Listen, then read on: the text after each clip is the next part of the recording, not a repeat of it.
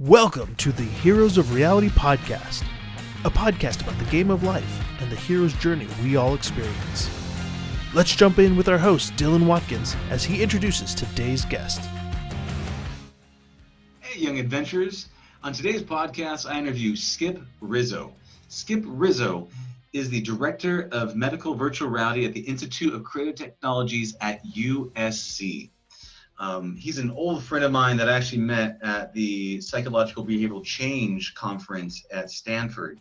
He's a great human. He works on a ton of amazing VR applications around clinical research, psychological, cognitive, motor functions, how to measure it, and basically how to help heroes before and after traumatic instances. It's been kind of his lifelong focus and passion to really heal trauma using this immersive technology known as virtual reality. And he's been doing it since like 1995, I believe, is when he got started in the space. And since then, he just kind of leveled up in the air, became to where he became one of the big thought leaders in the space of, VR for good. And I was very much enjoyed our wide-ranging conversations and our topics, talking about what he's done with USC, what me and him have done, and we're working together on in projects, and what is this all about in terms of being the heroes of our own story. So without any further ado, I'd like to welcome the great and the powerful Skip Rizzo. Hey Skip, what's up, buddy? How you doing, man? All right, good to see you. Great to see you too, dude. I was enjoying your previous backdrop you just had on. But The flames of hell. Some people feel that's kind of the 2020 theme we've got going down. But it's actually really good to have you on the podcast, man. Really excited to chat and connect and rap with you about all the things that you've done. We first got connected years ago when we met at the Stanford Behavioral Change Conference. We were sitting in the back just sipping on coffee, realizing it's way too early for a developer to be up. They talk about some sort of like process. And I remember you're like, yeah, when I threw a VR conference at my place over at USC, and we were talking about, I was like, oh, I threw a VR conference over at UCI.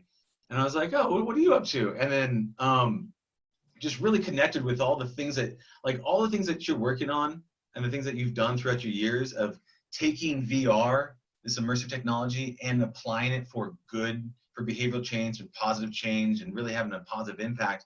I think has been a beautiful mission, and one of the things I've absolutely resonated with your journey. And so I would love to first dive into kind of like how you kind of came to be in the areas of using VR for how would you call it, behavioral change and positive impact, or? Yeah, that would be a good description. I use the catch basin term clinical VR because it's the application of VR for clinically oriented purposes, whether it's mental health, physical rehab, training of medical doctors, psychologists, social workers, a whole variety of ways that you can develop applications that fit under this clinical category as opposed to games or experimental research, although the research does naturally flow into the clinical work. Yeah. Well, yeah, because there's the difference between that research and applied research. Can you can do a thing, but then can you do a thing that has some sort of impact, which it sounds like the areas primarily is around both a knowledge transfer and emotion transfer, habits, psyches, things like that, where you're leaving an impression on the person where they ultimately have some sort of impact or micro transformation, if you would.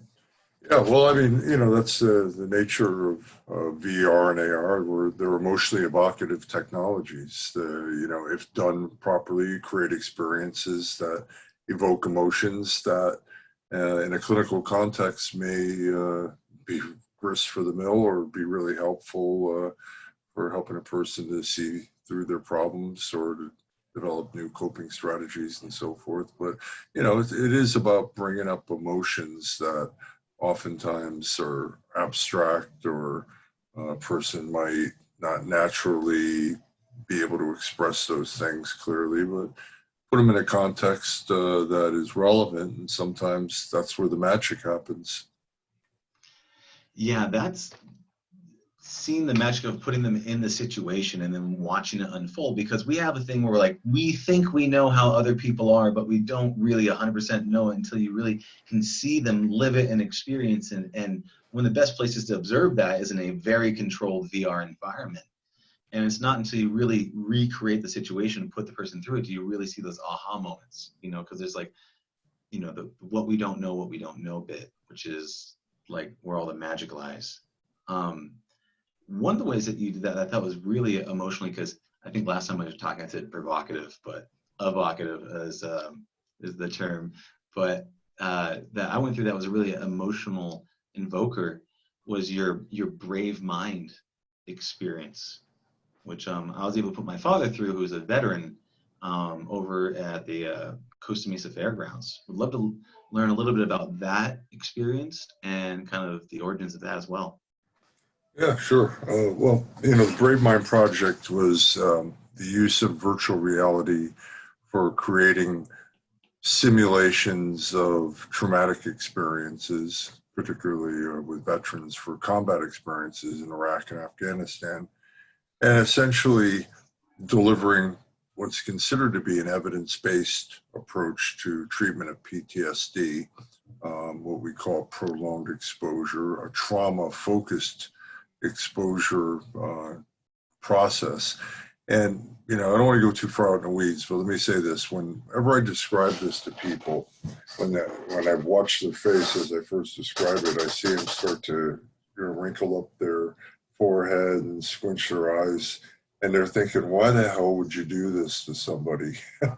And, the reality is that, based on the science, and this is what I typically say, we do it because the science shows us that it's one of the most effective approaches for treating PTSD, and that is to help a patient to go back and confront and reprocess difficult emotional memories, but in a safe place. And in order to do that, you have to pull those memories, you have to pull out those emotions. You're essentially picking at a scab.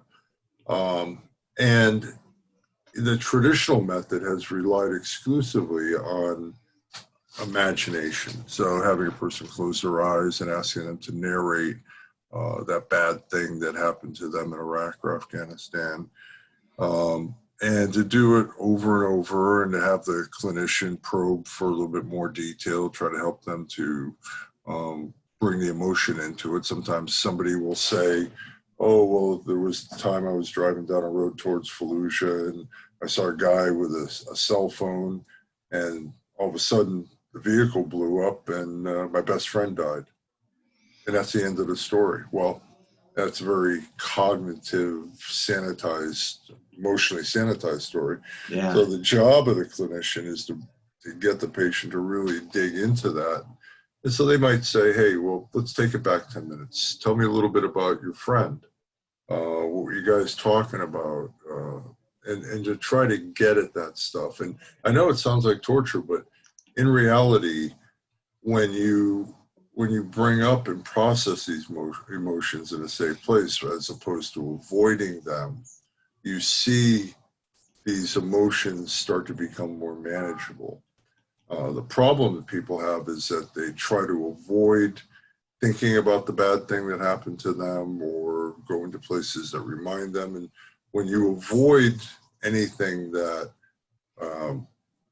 makes you feel uncomfortable or anxious or fearful, you get a temporary sense of relief, and that relief ends up reinforcing continued avoidance. And so people with PTS, typically over time try to shield themselves, try to build a wall around their emotionality, and never get to the point of being able to talk about the things that were difficult for them, and to reprocess them in a way that makes it so they're not living in constant threat, even though they're in a safe civilian environment. That's really the biggest issue here. So what we do is we put people in VR Yeah. simulations that mimic what they went through. It'll never be an exact replica, but we can put them in the Humvee. We can have them driving. We can manipulate the time of day. We can have it be a city environment or a remote, mountain outpost or an Afghan village in a distant area. And we can control everything that goes on in that simulation and pace it around the person telling their story. And what ends up happening is when you're in that VR headset and all of a sudden you're back in that place, even though it's not the same place or exactly the same place, there's enough of those cues to activate the brain. And, there's no doubt it's hard medicine for a hard problem. People do feel uncomfortable, but as they talk through it and you've got a supportive clinician and it's a safe place, eventually I like to say the person, but I really think the brain realizes that those threats no longer exist in their current life. Now, that's not to say those memories are not going to be painful, and we're not in the business of erasing memory. We're just trying to help people react to their memories or their past experience in a way that's not going to put a big harness on them in their everyday environment where those threats no longer exist. Like, somebody driving down the 405 and there's a pile of trash by the side of the road. All of a sudden that triggers a memory of where an IED was hidden by the side of the road on the way to Fallujah. They veer off the road or they don't want to drive anymore. They're hyper vigilant or agitated. That's an uncontrolled trigger stimulus. That's just things jumping out at in the real world and creating an uncomfortable situation. But if you do that stuff gradually at a pace the person can handle in a VR environment in a safe place, eventually those cues don't have the same potency to make you jump out of your skin or feel horrible. So that's part of the process. That's beautiful. I mean, there's a whole mountain of clinical data, stuff that you went through that was so powerful in what you're talking about. It's just, it's so true. It's just like all things just from I've seen and just talking to people and all this on this whole process of personal growth, transformation, all that stuff is that we all go through life and our whole life is made by these stories, and these stories shape our beings, and that's everything that we do. And then sometimes you create a story as a stopgap to just something you don't want to deal with. Like, I'm too busy right now to deal with that problem, right? Whatever that thing. But when you do that, it's always about speeding past the thing and never stopping and looking it down the eyes, taking it slow, moving through the experience, really getting to know that. And part of that comes to the rejection of, by rejecting that memory, you're rejecting a piece of yourself, right? You're rejecting the whole situation. Exactly. And by denying that to you, it eats up memory in your brain. If you're saying, oh, I have 100% of my RAM available, well, that you're like, I ain't got time for that. That's going to take up 2, 3, 4, 5%, and you got like 30 stories like that, and then all of a sudden now it takes up everything. So if anybody hits a little button, you go off the edges, and it's not until you can really grab those stories and rewrite those stories in a way that empowers you to actually utilize it. And part of that sitting, when you talk about like facing it, but man, it's that whole like the cave you fear the most lies the treasure you seek bit. It's just, that is where all the magic lies, but nobody wants to go there. It's like, oh, hey, how'd you get in shape? Diet and exercise. Yeah, I don't really want to, it's like, well, how'd you get past your mental wellness? Well, I faced all my demons and I rewrote the stories and I sat through the pain and I did the work and I worked with professionals and they guided me through a process. And I really relived it 1,000 times until I beat the shit out of it and I dominated my mind. Nah, that's okay. That's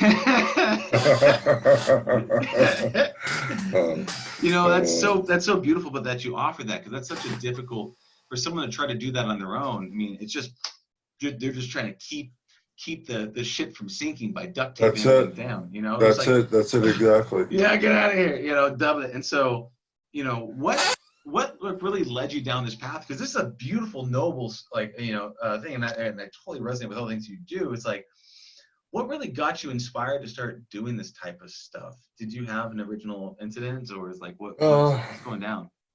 Well, there's a couple of points. As far as the PTSD work goes, I had done a clinical internship back in 1985 at the Long Beach VA. And I worked with a lot of Vietnam era veterans. And at that time, this whole prolonged exposure approach was just getting off the ground. People were reporting case studies with positive outcomes, but it wasn't as evidence based as it is today. So I spent a lot of time with Vietnam veterans, just listening to them, and really just sort of intuitively trying to help them to tell their story, but in a way that helped them find meaning in their experience. And it's very hard because some of the things that these folks went through, you know, it's a real stretch to say there's there's meaning. The meaning was in the suffering and the survival, but, you know, it's hard to make sense of the loss of buddies and the wrong things that happened, or the things that people participated in that they wish they hadn't. You know, I mean, there's a big element in PTSD of you know, what they call moral injury, where you're put into a context and you have to react in a survival mode, and sometimes you may do something that you regret or that violates your code. You know, do you shoot that kid with a bomb belt on them running towards your squad? Well, you know, if the kid gets there and ignites the bomb, then, you know, your whole team is up in flames. If you shoot the kid, you got to live with shooting the kid. And so how do you get past that? I mean, so anyway, I would hear a lot of these stories and hear a lot of this pain, and, you know, I did my best, but I felt like, you know, there was more that could be done. Well, anyway, my career took a turn, and I ended up working more in the area of brain injury rehab. And I worked on a Costa Mesa, the Coastline Traumatic Brain Injury Program.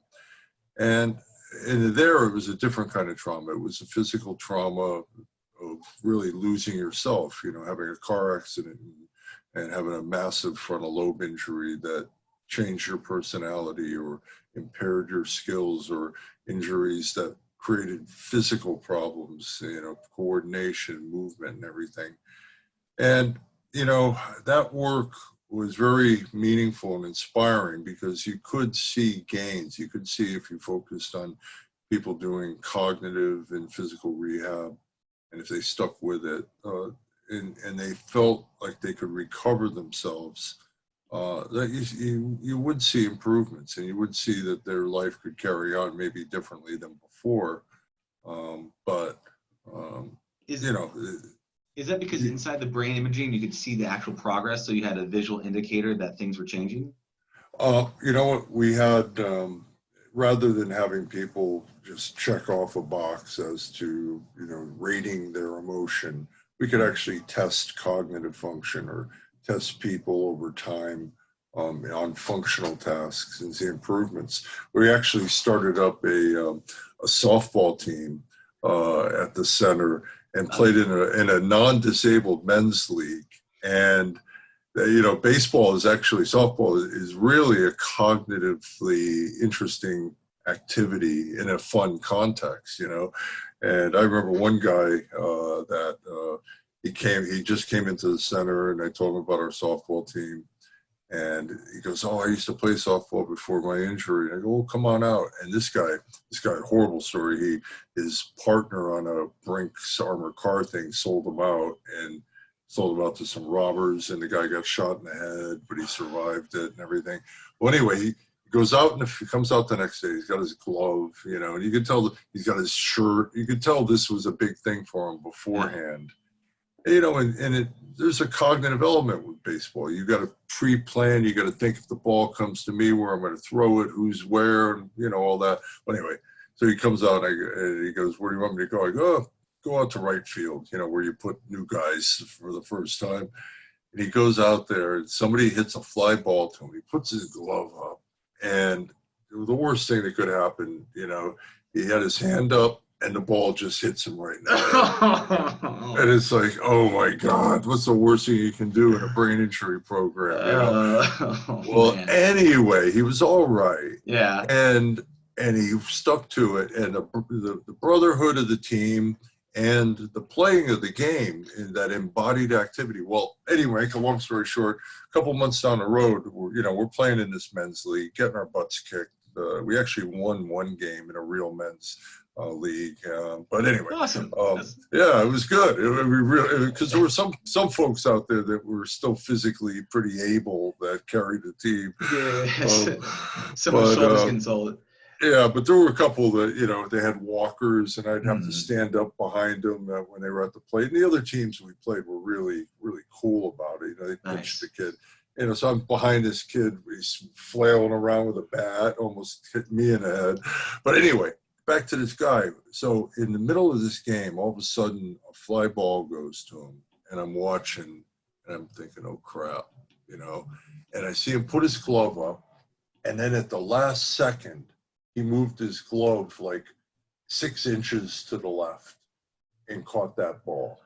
Oh. And it showed me that this embodied activity and maybe the support, the brotherhoods, the team, we ended up having a co-ed team after that. So, but it was guys at that point.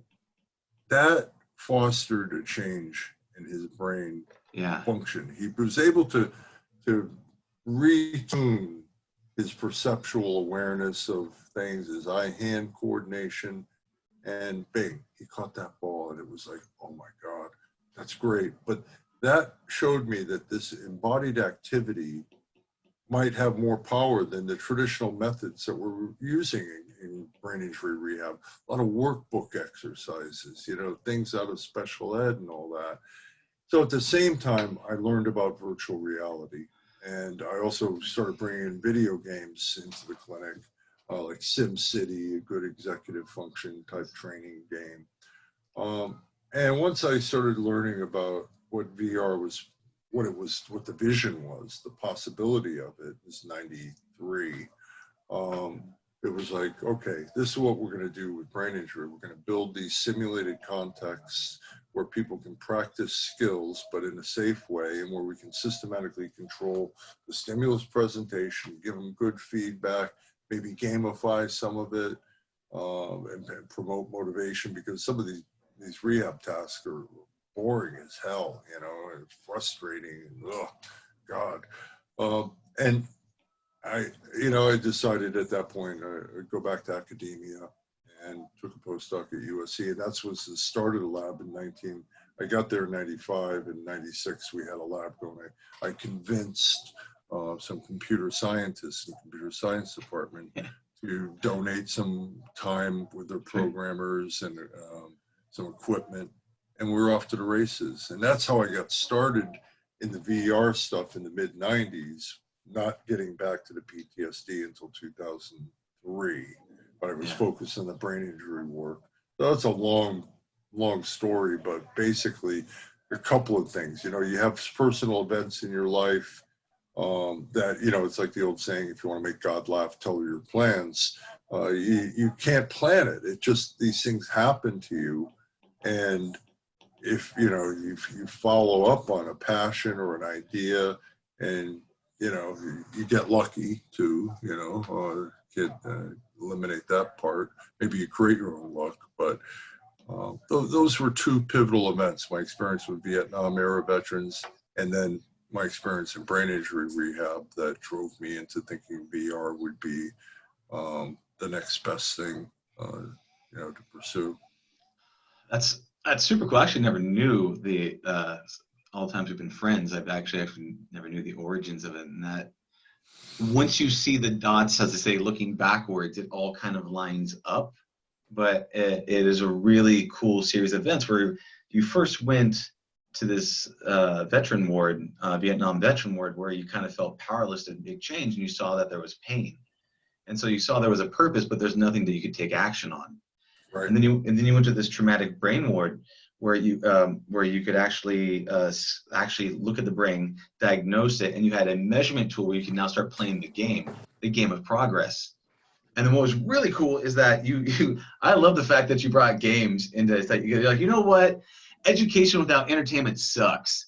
It is forced labor. It is enslaving the mind and the spirit and the heart. I want to get rid of that. So the fact that you brought, there's so many things, you brought games to really this rehab. And also, you just by passively playing a game, there's a weird psychological health thing of feeling needed, being part of a tribe, being accepted, being a contributing member of that group, actively playing an embodied sport, whether you're all running through the forest trying to hunt down a giant elk, throwing spears at it, or you're throwing balls around having a great time because you're all collaborative and you feel that you need it. And you understand that you need to take this action to help out because it's for you and it's for the team.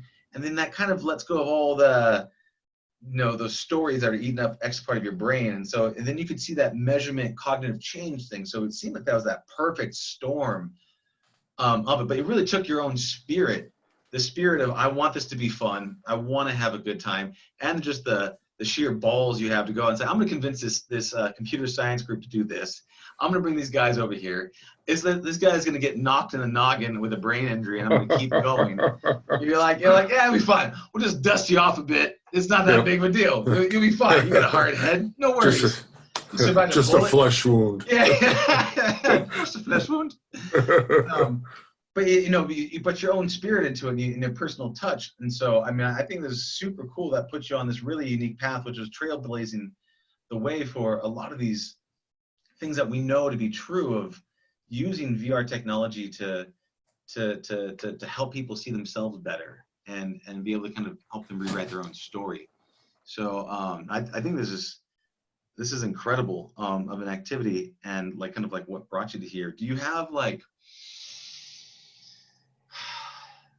is along this path, I mean, do you have like an ultimate, what I would call the holy grail, or do you have something like along this thing that like what you ultimately want to be able to do with this technology, or ultimately like if enough you to see this technology be used as like the ultimate tool to kind of what you want to do with this? There are so many directions where I think you can make a difference for mental health, wellness, and for just helping humans to cope with adversity. I did a bit of work with the military on pre-deployment resilience training, where people, service members, before they be deployed, they could go through this kind of an episodic experience where it was like, think of it this way, instead of watching, Band of Brothers on TV, sitting on your butt, watching the story, passively observing it. Instead, imagine you have a VR experience where you're in the Band of Brothers episode and you get to know the characters and you go on different missions. And the way we built it was that each mission, at the end of it, there would be something bad that would happen. And the bad part was modeled after the stories we had heard from patients in therapy going through their PTS, seeing the kid die, seeing a woman being physically abused by a bunch of men, one of your squad members gets shot, somebody laying in a road, but you can't go there to help them because they may be rigged with an explosive, and a battle breaks out within the Humvee of all the guys in the squad that want to go and help this guy laying out in the middle of the road, all these moral, ethical, and physical threatening dilemmas that we would put people through, like an emotional obstacle course. But at the end of each of those episodes, a virtual human mentor would walk out and say, okay, come on in here. And you'd be by the side of the road after your Humvee got blown up with an IED. And he'd walk into a ramshackle hut, and it was a briefing room. And up on the briefing room, the model of the brain spinning around. And, the mentor would say, you're probably questioning your courage because you're anxious right now after getting blown up. Well, I'm here to tell you that's a normal response to a physically threatening situation. And then a little tutorial from the brain showing how the brain is activated during stress, some psychoeducation on that. And then the mentor would go on and instruct the user on, in cases of acute stress situations, One way to manage it is with a breathing exercise, a tactical breathing exercise, very simple to do. And up on the screen pops these lungs that are expanding and contracting. And you would guide the user through this very simple breathing tactic that really does have a positive effect on well-being and calming and lowering blood pressure, reducing heart rate, stuff like that. But you did it in a fun way. Well, anyway, we built out all these different things, all these dilemmas and all these coping strategies. I think, that turned out to be quite a good project. But what I want to do with it is to build out things that better prepare people for the challenges in everyday life. Whether it's a child with a disability, whether it's a police officer before they go on the force and they're in training, prepare them for the kinds of challenges that they're going to face and how to cope with those things, and maybe promote better mental health in the police force. I believe that a lot of the bad shootings and other egregious actions are a combination of a couple of symptoms of PTSD, not enough to get you diagnosed, but that the trauma that the stressors that police officers are subjected to lead to emotional numbing. And if there's a racial bias element into it, it's emotional numbing, particularly towards a different racial group. Emotional numbing is part of response to stress. You're building a callus, a psychological callus around you. And so you don't feel about those people or those events in the same way after chronic exposure to stress. And the other one is hypervigilance, and we see that with veterans because, honestly, being hyper aroused or hypervigilant, that might have kept you alive in the battlefield, but it's not so good when you're in a restaurant and some old buddy comes up behind you, puts their arm on your shoulder, and you jump out of your skin, turn around ready to start swinging or whatever. And the combination of that emotional numbing and that hypervigilance is toxic combination for pulling a trigger or putting a knee on someone's throat or whatever. And so can we prevent those things in these high stress occupations by putting people through these immersive narratives where they go through it and they learn the different ways to cope with it and the different strategies for diffusing or de-escalating a situation rather than aggravating it. And this is not a slight on police.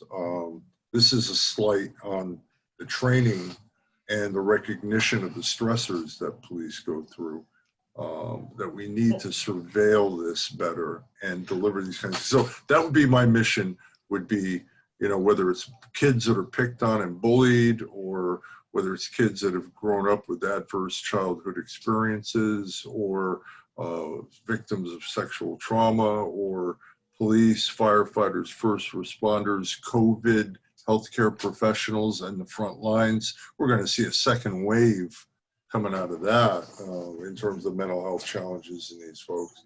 How do you prepare people for that? How do you keep them healthy while they're doing that job, and be able to spot them when they're not so healthy and they may screw up big time on that job because of something that having good coping skills would have prevented? That's, man. Said a lot of awesome stuff in there.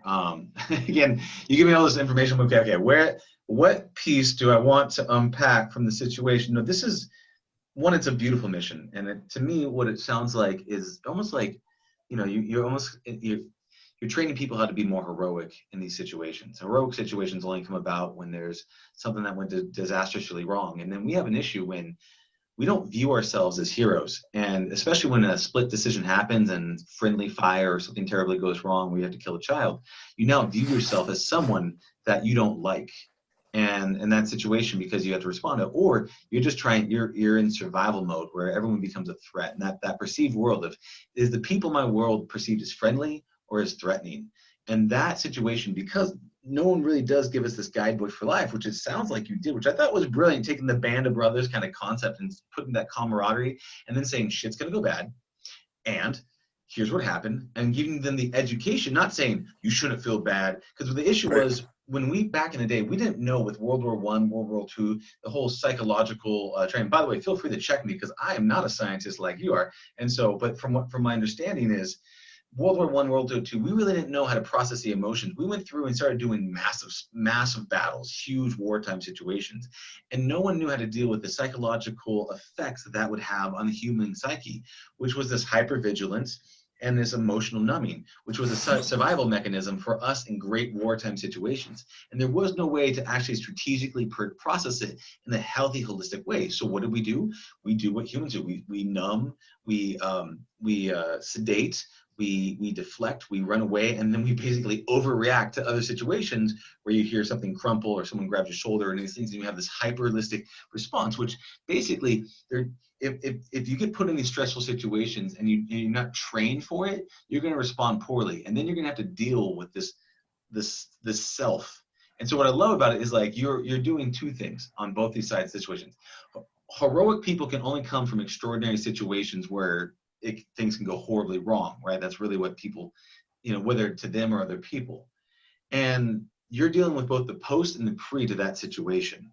The post being all the traumatic incidents with like Brave Mind and saying, look, what terrible, let's play that back and go through it. And then you're saying, let's get ahead of that ball and saying, okay, we know the terrible situations that are going to cause this. So we're going to step you into this and we're going to prep you as heroes that are going to go into the front lines of battle, for us, for your country, or even for a school bully situation or in the hospital situation, and prep you up the best we can. And then you're going to go through it and other things will happen and we'll capture that too. And we'll make another application for you to go through to really help them. But I think that's a beautiful thing because that's, you need a way to heal these heroes, both pre and post these situations. No, we really, the mantra in the lab on this was, let's put ourselves out of a job on the back end treating PTSD by doing a better job on the front end, preparing people for these kinds of inevitable challenges that they're going to face. I mean, think about a 19-year-old that signs up for the military and, up to that point, the biggest trauma was Mary Sue breaking up with him before the senior prom, and now they're going to war. The frontal lobes still haven't fully evolved at that age, that's still growing into the 20s, and those are essential for helping you modulate emotion and learn to cope and everything. And you put these kids into battle. You've got to prepare them for what they're going to face. And the military kind of got it around 2010. They stood up a program called Comprehensive Soldier Fitness. And this general at the time, General Casey, wrote an article, believe it or not, in American Psychologist Journal. And it was, one of the great lines was, we now have to elevate psychological fitness in the military to the same level we've traditionally addressed physical fitness. And it was finally somebody saying, war's a friggin' nightmare, and you got to pay attention to preparing people for, being resilient to the things we ask them to experience or the job we ask them to do. And so my thing from doing a lot of that work in the combat context was, this is, I'm very satisfied and happy with how that's gone, but I want to translate all of that stuff to addressing the significant amount of trauma that exists for everybody in everyday life, whether in the military or civilian, whatever. Plenty of trauma in the world, and we've got to be able to prepare people for dealing with it effectively. And the biggest thing right now is this whole adverse childhood events domain. There's, I think, so many of the problems in the world now come from kids that have had these very objectively definable events happen, whether it's physical abuse, sexual abuse, neglect, loss of a parent, seeing a parent die, there's a whole laundry list of these things. And in fact, insurance companies have put together actuarial tables that can predict someone's healthcare consumption later in life based on the number of these adverse events that they've had as a child. And if you look at the people that are, most likely to have a criminal history or substance abuse, whatever, you see a lot of those ACEs, those adverse childhood event boxes being checked off. So that's where we're failing. What can we do to help children, as they grow and move forward, to learn how to cope with what they went through, so they don't just spiral into a negative self-image, blame themselves for what happened, or think that's a good role model or whatever. And I think that there are methods in VR that may help us to do that. Dude, that's beautiful, and I completely agree with you. I mean, one of the ways that, how do you, how do you heal the planet? You heal the people. How do you heal the people? You heal the trauma. How do you heal the trauma? You can do it. The younger, the better, right? The earlier you heal the wounded child before it becomes wounded, or quickly thereafter.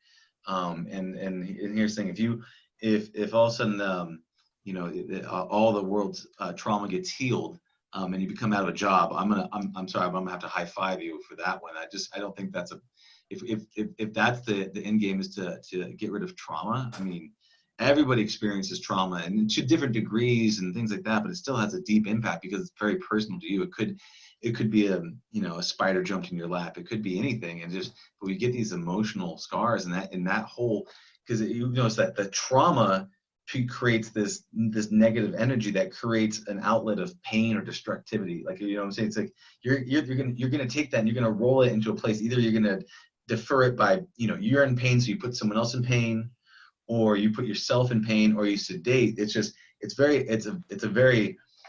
lot of easy outlets to try to deal with that trauma, versus the face your demons, look them down, process them, capture them, rewrite the whole stories, and work with people to heal it. It's a noble and difficult path.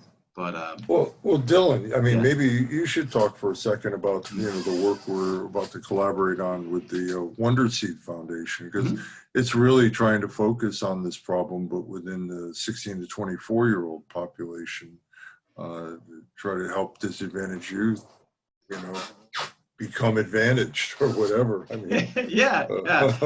Let's talk about it. So, known Skip for years, super awesome dude, and we've always looked for opportunities to collaborate. And the one we're working on right now is with Wonder Seed, and awesome nonprofit foundation focused on social emotional learning for children and disadvantaged youths and situations. And one of the projects that we're rolling out is helping young adults in the hospitality industry handle difficult conversations, right? And so we're using virtual reality, embodied cognition, and thankfully Skip has agreed to work with us as we build this whole thing out. But really it's an incredible opportunity. And my background being in the hospitality industry for a number of years before I jumped into this with the whole food truck and all these other things, and seeing that people can progress and level up. The hospitality is an entry foot into a place, and you can either level up in management and go that direction, or you can take those people skills, because really hospitality is the art and science of being hospitable to other people and have them feel welcome and loved. And if you're in torment, whether for yourself or other people, it is very difficult to be hospitable. And it is a real litmus test or testing grounds to see, can you be of service to people, and can they enjoy your company in whatever facet, whether restaurant, hotels, or whatever the thing might be. And you get the most jaded when you're of service constantly. And so you really, it gives you a really good area to test with. And so having that bit of a background, really excited to be working with you on this project. I know that we're going to be looking to do a write-up by the end of the year for this thing. But all the pieces are there, and it makes a lot of sense. It's a beautiful thing to do. So anytime you can be of service to help them, love themselves and love other people, I think it's such a noble and awesome cause. So, yeah, I'm looking forward to doing this one and some of these other projects. There's some other ones I have in the back burner that I'm working on. I'll talk to you about after this offline. Leave the mystery there. But it's I just think all this stuff is beautiful work, man, because we have this really, one of my beliefs is that one of human superpowers is ability to collaborate with other humans using technology through space and time, right? So that's the thing that allowed us to kick so much butt, is our ability to collaborate. We first did it with mental virtual reality, right? And we had that with cultures and systems and things like that. And now we can do it with actual virtual reality. But this is like our superpowers, ability to collaborate like this, quicker, better, faster than the other people, species, and whatnot. And I think we're ultimately seeking to try to be all connected together, but there's a certain balance between like like our own individuality and being a part of the collective whole, right? There's this balance that we're constantly at odds with. You want to be completely autonomous, but you also want to be accepted by the tribe. And so we have this hard thing where it's very difficult for us to communicate, and helping people have that communication where they can find that voice within and project it outward and be accepted in a loving and connected way is ultimately, I think, the name of the game. And it's something that we're all seeking to do until Elon Musk creates that chip that goes in your brain and we can all instantly communicate our thoughts, emotions, and desires to each other. We still have to work on this complicated, messy technology we call language and body movement. That's going to take a little bit of effort. So that's my. It's funny you bring that up because it reminds me of, I don't know if you were a Star Trek Next Generation fan, but when that TV show came out, one of the villain species were the Borg, and the Borg were connected. They had the chip and everything. They were and they were one unified whole, and they were portrayed as the evil empire, so to speak. Maybe it was a metaphor for communism or whatever. Who knows what the rationale was, but the whole thing was that intensive drive. If you pull the Borg out of the collective, they would feel absent and empty and raw. And in some sense, we have, in the last 15, 20 years with technology, kind of aspired to become more Borg-like. If we don't have our phone and we can't text somebody or whatever the connectivity issue is, all of a sudden we're starting to get the shakes and everything. So, I think we've got to keep, like you say, that balance. We've got to be able to harness technology to, help foster a connectedness with others, but also support some level of autonomy and, help people to become more whole on their own, so that if they lose their cell phone, they're not going to have an anxiety attack. They're just going to notice the trees a little bit more in their backyard or wherever they are, or whatever it is. There's, this is going to be certainly a big issue. I mean, maybe we're going through a societal transformation where we are going to become more Borg-like in the next 20 years, and that's just going to be the norm. But I don't know. I think humans have this desire, this innate individualism thing. Maybe it's just driven by some Darwinian approach to, self-preservation, and it's a byproduct of that or whatever. But, technology is going to, no matter what your view is on that, if we can harness technology for good, maybe we can make up for some of the ills. I remember Jaron Lanier at a conference one time. He was doing a keynote. This is like in the mid-90s, and he was really, he's a little soured on some of the internet stuff over the last few years, but he was really optimistic at that time. And he said that he thought the information age would be the positive payback for the sins of the industrial age. That using all the power of information technology, we would be able to, maybe he was thinking address pollution or global warming or whatever the context was, improve healthcare, but to address all the things that we had neglected, or the bad symptoms of industrialized society. Now I think he's taken a little bit of a different turn, but I still hold to that vision. I still hold to the vision that we can leverage this kind of information and communication technology in ways that can elevate humanity. I'm not going to give up trying. I'll croak before I see it, but at least I'll croak doing something I love. It's all about all of us pushing in the same direction. If you look like, we're all drops of waves hitting the sands across the beach, right? And we're all humanity pushing this way.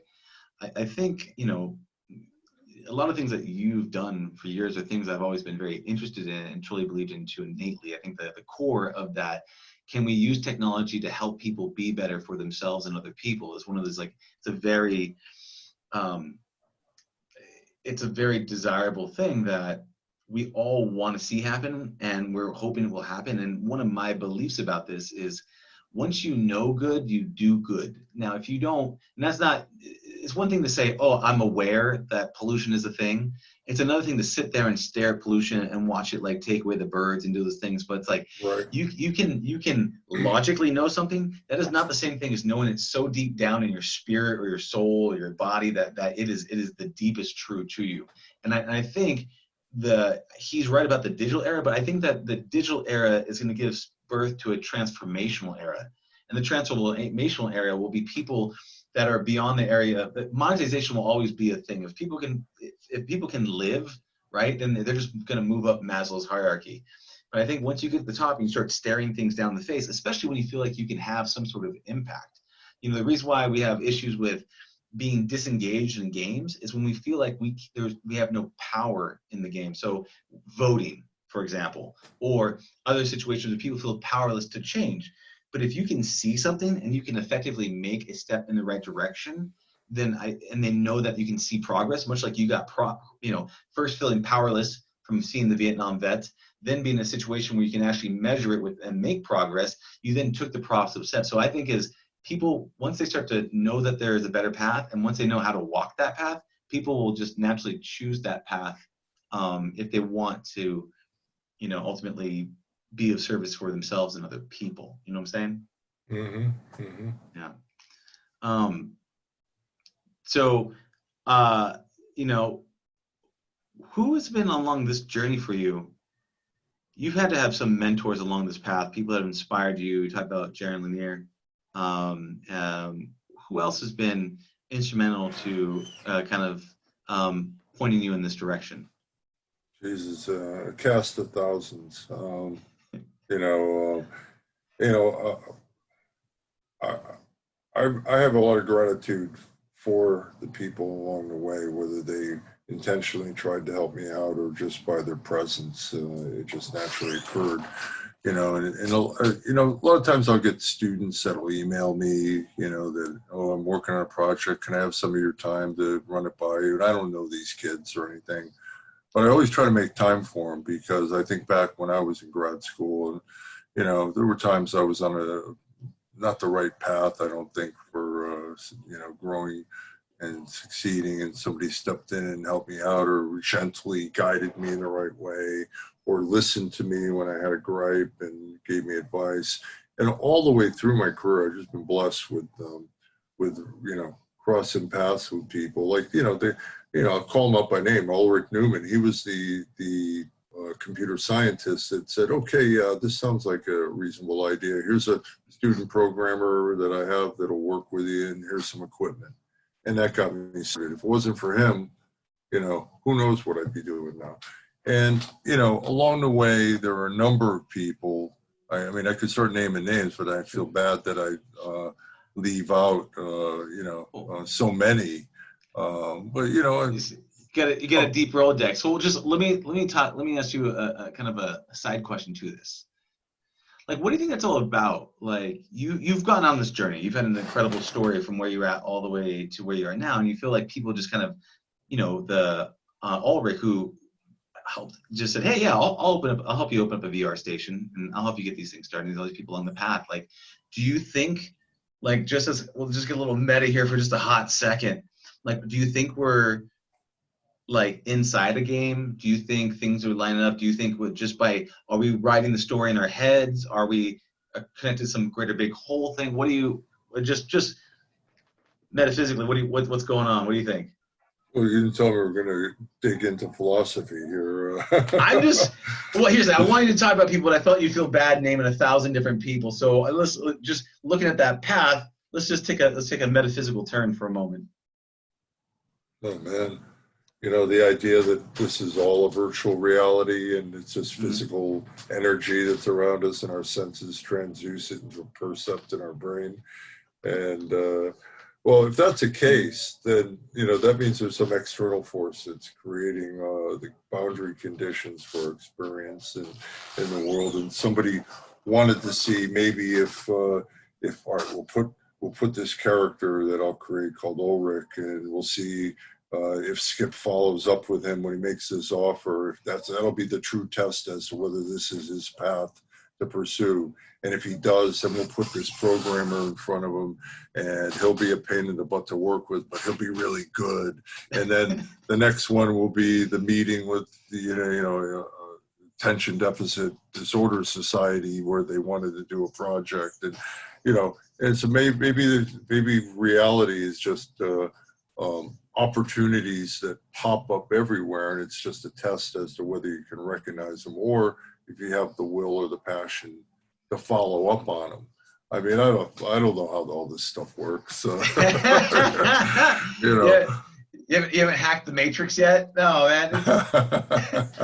Well, it's just interesting because your story is so fascinating, but everyone's got their stories. But when you look back, you could actually make a story out of it. Like, it sounds like it was a story written for you on your journey of all the things that you have. And I'm just curious if just us naturally just trying to piece these things together, or if it really is some sort of universe is like, here's your buffet of life choices. You can be a rogue and go along this path, or you can be a scientist and do this path. And so it's... Well, do you find in your work, now that you're involved in all this VR stuff, that the people that are attracted to it they tend to be a different kind of person? They tend to be more about,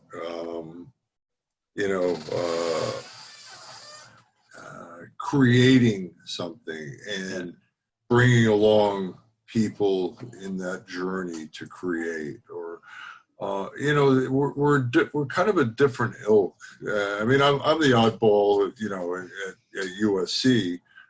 Fortunately, I've had a modicum of success, so I can get away with being an oddball. But you look at professors and academic scientists and all that are pursuing other things and doing great work, certainly. But it's not the same culture as when you're looking to simulate reality, or you're looking to create realities, or you're looking to, do positive things in those activities. Do you find that in your work with your colleagues? And yeah, there's a certain amount of there's this different players all brought to the same game for various but similar reasons. And what I've seen is that there is a general love of technology. Then there is a love to basically create and share experiences, like an artist, right? But then there's also this somewhat antisocial, unless you're really into the things I'm really into, and then let's go really deep and have a good time kind of thing. But they also have this kind of dreaminess to them. They're like, okay, I'm gonna make this thing, and here's what this thing is, and then you get the joy from showing the thing to these people. And just like one of the reasons why I love doing like hackathons and running and organizing and putting them together, it's kind of like this little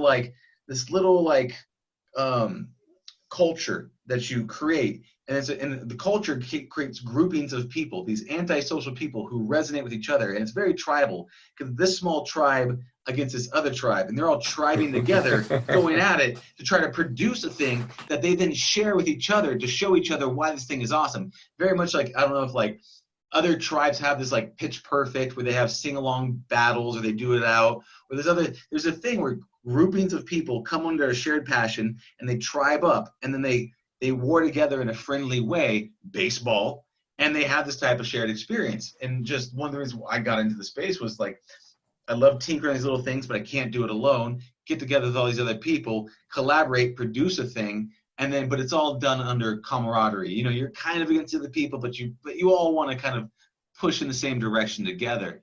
So I think that's the kind of people that I've seen and really resonate the most with. But everyone's kind of like, some artistic style that brought into the world, or people write stories, they come in, or people that program in this space, or they want to design things but it's all around. They all have a piece of the vision.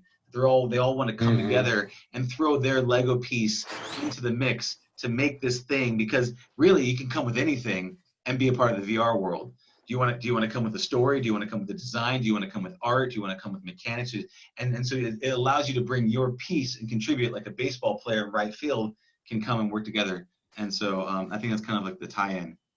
Yeah, I agree 100% that it's a necessarily interdisciplinary process where there's a position on the field for every body type, mentality, and perception of the world and skill set.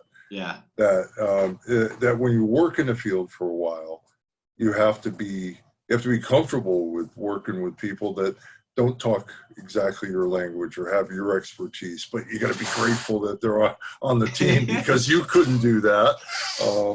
And you know, I find that fascinating, the way, and you know, when you have a good team and when you have a team that's going to be at each other's throats at the end, you know, you can pick that up pretty early, you know. This is gonna be a painful one. Yeah, Yeah. and they have different dynamics, and the only way you get a lot of appreciation for a really good team is going through a whole bunch of other ones and like knowing what you resonate with, and you know, because some people want to play hard, some people want to keep everything, you know, and so it's finding out, you know, what band of brothers works with you, which I think is so important.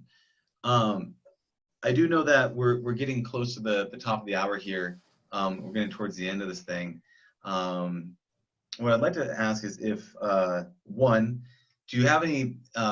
It'll be just the closing here. Is do you have any messages, any thoughts? If there are any young adventurers that are starting out, that are just starting to get into this field, that have the same kind of heart and will, if any advice you give to them. And then the second piece, which would wrap it up, is if people want to get a hold of you or reach out or form more about what you do, how do they do that? Yeah. Okay. Well, you know, I think for people that are thinking about whether the VR is a career or it's a hobby or just a thing they're curious about, the key thing that I tell folks typically is number one, first and foremost, you got to do what you love. The only way you're going to be any good at anything is that passion for it. And if VR is your passion, then you got to go for it. It's not an easy ride. You know, sometimes, you know, we all make it look cool when they see one of our demos or a cool app or something we worked on. You know, it makes it look easy, but it's a hellish ride ahead, not only to build things that are novel and interesting and make a difference for people, but how do you make money doing that? I've seen, you know, VR is like the siren song, you know, pulling the sailors to the rocks. You know, when you see all the VR companies that are wreckages on those rocks because they may have had a great idea and they've been motivated by the best purposes, but they were missing that business element, or they didn't realize that, you know, you're not going to make a company on one product, or you didn't have enough investment to build that product out to a level where it could be usable and disseminable and all that. So there are a lot of those challenges, but if you love it, you got to go for it. You know, and you know, sometimes I think back, if I knew in 1995 how long it would take for VR to really get good enough to manifest some of the vision of what we hoped to do back then, I might have chickened out. So maybe some blissful ignorance is good too. Like, you know, even if people are saying, well, it's not going to be ready for prime time. No, if you love it, if you have a passion for it, then you don't have a choice. You go for it, or else, you know, or else you're just going to punch a clock, you know.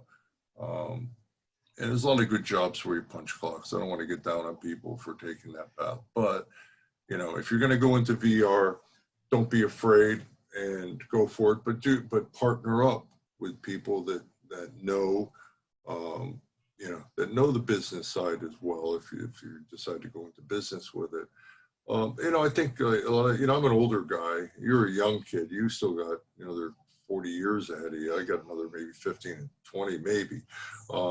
But I think right now is a good time because you do got a lot of old farts like me that have made a lot of mistakes, have hopefully learned from, hopefully we'll make newer, bigger, more creative mistakes as we move forward.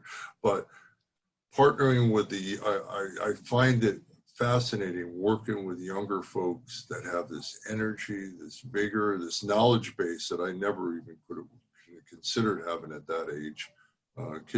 People are so much more advanced in their 20s and 30s now than they were when I was coming up. But that blend of that energy, that vigor, that knowledge base, and maybe partner with an old fart like me with a little bit of wisdom. So I don't mind if people contact or reach out to me.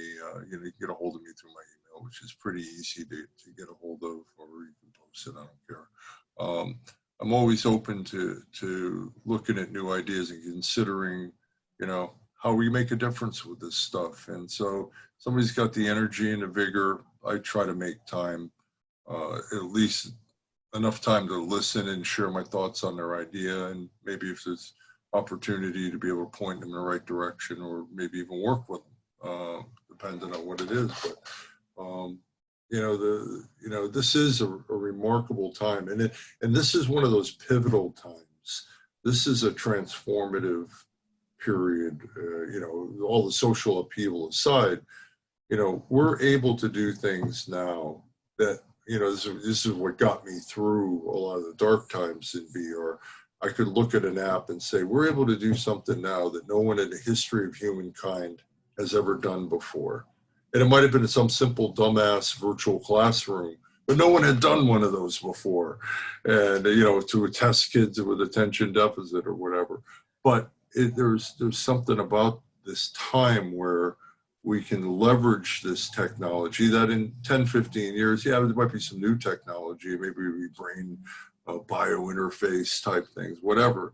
But at this time, there is so much opportunity to do novel things that potentially be transformative in healthcare, education, training, the whole spectrum of use cases for VR that if you got the bug, go for it.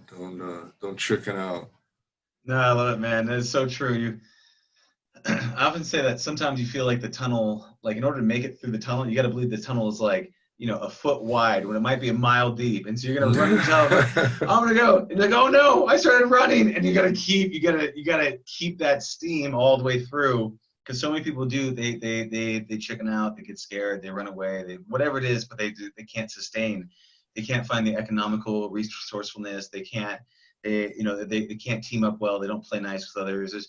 There's a bunch of reasons that would limit people from going through it. Or they choke after their first failure or first mistake. The whole thing crashes. Everyone's all mad at you. There's a lot of great reasons to stop on the journey, but if you really if you love to see that look, to me, like that look on people's faces when you put someone through an experience that gives an emotional impact to them, it's one of the best feelings ever. You see them and just that gift that you gave them, and then to see their response is just so wonderful. So I think there's all beautiful things, man. And I do hope that anybody that is listening does stay on this path, because you really will be a world builder, and you can have an impact in someone's life, and with who was it, Spider-Man's uncle Ben said, was great power comes great responsibility. You can really do a lot with this medium. So Skip, thank you so much for your time, brother. I really appreciate this. I appreciate who you are and what you do. And I look forward to working with you on future projects, and also seeing what else magic you still have to unroll for us. Well, thanks for having me. I enjoyed talking to you, and I hope this is a good show for you. Yeah, it was a lot of fun, brother. No, I had a great time, and this was super dope. So, thank you again. I really appreciate your time. All right, bro. Talk soon. All right, later. Bye. Thank you for listening to the Heroes of Reality podcast. Check out heroesofreality.com for more episodes. While you're there, you can also take the Heroes quiz to find out what kind of hero you are. Or, if you have a great story and want to be on the podcast, tell us why your hero's journey will inspire others. Thank you for listening. See you on the other side.